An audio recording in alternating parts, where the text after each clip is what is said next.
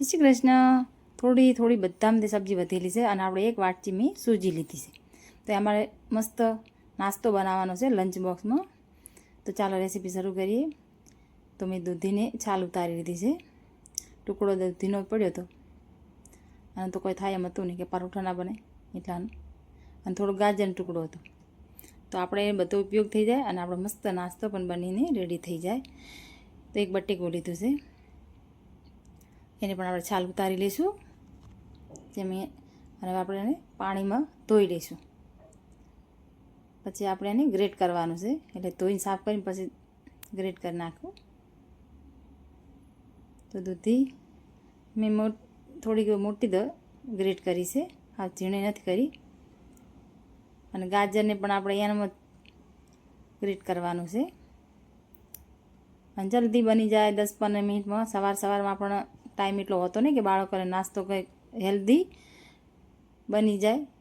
ને એક વાટકી મેં સૂજી લીધી છે અને એક અડધો કપ જેટલું મેં બેસન નાખ્યું છે, મીઠું નાખ્યું, થોડી હળદર નાખી એને આપણે મિક્સ કરી અને છાશમાં પલાળી નાખું. તો મસ્ત આપણે અંદર ગુટલીયું ના રહે એટલે એકદમ મિક્સ કરી નાખશું. તો પછી આ મેં બધું ગ્રીટ કરી નાખીશું. લીલા ધાણા પણ આપણે એમાં નાખી દઈશું, થોડોક સ્વાદ સારો આવે. અને લીલું મરચું પણ મેં મોળું જ નાખ્યું છે, કેમ કે ટિફિનમાં બનાવવાનું છે એટલે તીખું તો આપણે બનાવવાનું ન, બાળકો માટે સ્પેશિયલ લંચ બોક્સ. અને આ બધી જે સબ્જી ગ્રેટ કરી એમાં બધી આપણે એમાં નાખી દઈશું. સૂજી પલાળીને રાખી એમાં. અને એટલે એક વાટકી સૂજીમાં અમે અડધો ગ્લાસ જેટલી છાશ જોઈ છે. કે દૂધીમાં પાણીનું પ્રમાણ હોય જ છે, જરૂર પડશે આપણે નાખીશું. અને ચીલી ફ્લેક્સ નાખી દઈશું. છાશની જરૂર પડે એટલે થોડી ફેર આપણે છાશને પછી આપણે એને મિક્સ કરી દઈશું. સબ્જી થોડી વધારે પડી એટલે મેં ફેરીથી હાવ નાનું કપ જ મેં થોડું બેસન વધારે નાખ્યું.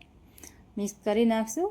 પછી આપણે એને 10 મિનિટનો રેસ્ટ આપી દઈશું. 10 મિનિટનો ટાઈમ ના હોય તો 5 મિનિટે આપણે એને તૈયાર થઈ જાય છે મસ્ત ફૂલીને. અને ઉપરથી થોડુંક પાણી નાખશું એટલે થોડું ઢીલું બેટર આપણું થાય. અને પેન મેં ચડાવી નાખ્યું છે થોડુંક, એમાં હા ઓછા તેલમાં. સવારમાં બાળકોને તેલવાળી વસ્તુ ઓછી જ આપવા, એમાં ઓછી જ આપું છું. 1 ચમચી તેલમાં આપણો નાસ્તો બનીને તૈયાર થઈ જાય છે. પછી થોડીક મેં અંદર રાઈ નાખી હતી, રાઈ ચટકી જેટલે આપણે બેટર પાથરી દઈશું તેનું માપનું, જાડું ને પતળું ને. પછી આપણે ઢાંકણ ઢાંકી દઈશું, ધીમા તાપે અમે ચડવા દઈશું. થોડું કાચું છે, હા. તો હવે આપણું મસ્ત બની ગયું. બાળકોને એટલું પસંદ આવે, પણ મોટાને તમારે સવારના નાસ્તામાં બનાવવું હોય તો પણ બને.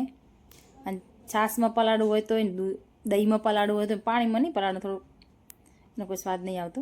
છાશ કે દહીં હોય ને આપણે બીજું પણ એવી રીતે બનાવી લઈશું. ગુજરાતી હાંડવો કહો કે પુડલા કહો કે ગમે તે કહો, જે તમને પસંદ હોય. સ્વાદ તો હાંડવાનો જ છે. હાંડવો જાડો હોય, મેં થોડો પતલો કર્યો, બસ એટલું જ. ચામાં પણ ખાવાની મજા આવે. હવે લંચ બોક્સમાં મેં પેક કરી નાખીશ.